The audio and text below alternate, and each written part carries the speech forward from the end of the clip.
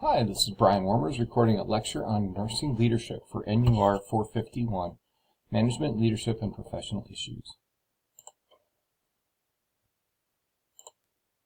So, to you, what does a leader look like? If you close your eyes and imagine what a leader is, what did you imagine?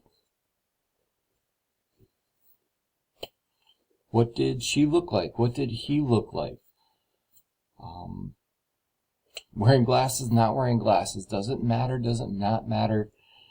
But I want you to have some thoughts in your head about, what does a leader look like? What do they act like? How do they act with others? What makes them good? I am guessing by now you've had some great leaders in your life that you've really liked and that you've loved working with and that you really got along well with. Also think about those people that are maybe not such good leaders. What didn't you like?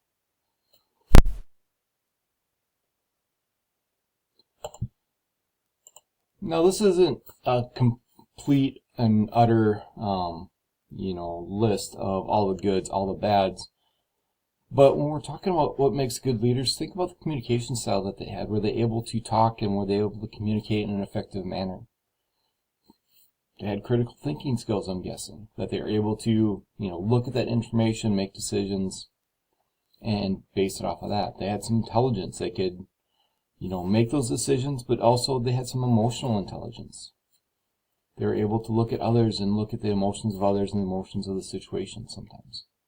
Empathy, caring for others and having some compassion for others. Mentorship, being able to guide others.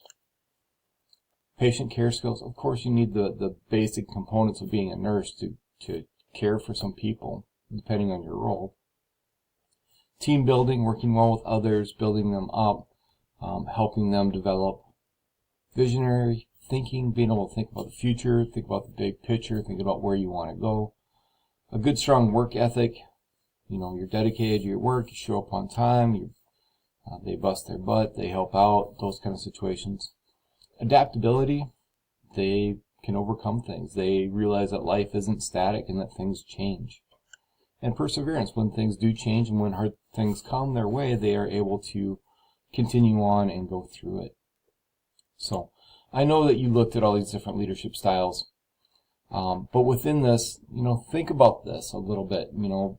Realize you're going to take that test, and I want you to figure out what kind of leadership style you have. Realize that there really isn't a good one or a bad one. And so every style has got its own advantages and disadvantages. What really defines a good leader is they know when to choose the best style. And so, if the building is on fire, you don't want a democratic leader walking around the room slowly asking everybody, okay, which exit do you think we should take? You really want somebody to be more directive than that. You want somebody to be like, okay, we're going now this door, grab this, grab that, and we need to be very decisive with this. And so there's times and places for all these different styles. I will say that my leadership style, my natural tendency, the one that I like, is laissez-faire, which is awful in with an emergency situation like that. That's not the time and place to use it.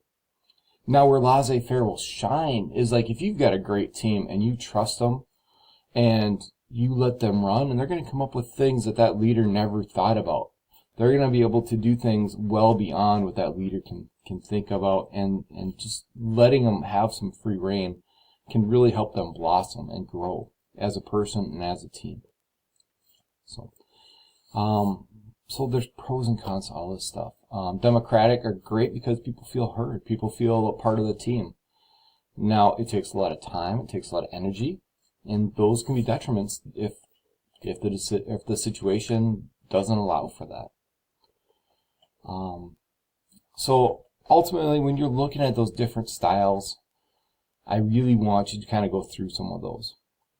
So as we go back up here, like I said, democratic, we talked about those. Transformational, we'll see a lot of transformational nursing leaders because that's what we do as patient teaching. That's trying to get people from one place into a higher level of care. So we see transformational quite a bit. Servant leadership, of course, I want you to have some aspect of servant leadership in which you're serving others. Situational, this is kind of what I talk about. I don't think that this is a leadership style, but this is using all these styles.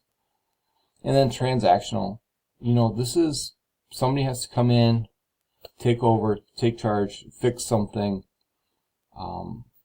work with tight deadlines. So think about all the pros. And all the advantages of one is going to be the disadvantages of one. Is it quick? Well, then people probably aren't going to feel heard. If people feel heard, then it's probably not going to be quick. So really think about that and know that the best, in my opinion, is a leader that's got multiple different styles in their armamentarium and knows when to use them. And so think about that. Think about those good leaders. You still have to be authentic. You still have to be yourself. I'm not saying that they change their leadership style on a daily basis, because that would be infuriating, and for that team to try and understand what that leader wants, that's not going to happen in that situation. But have a main style, but realize when other areas are going to be needed. So I know that this is kind of quick and short, but if you have any questions on this, please feel free to contact me.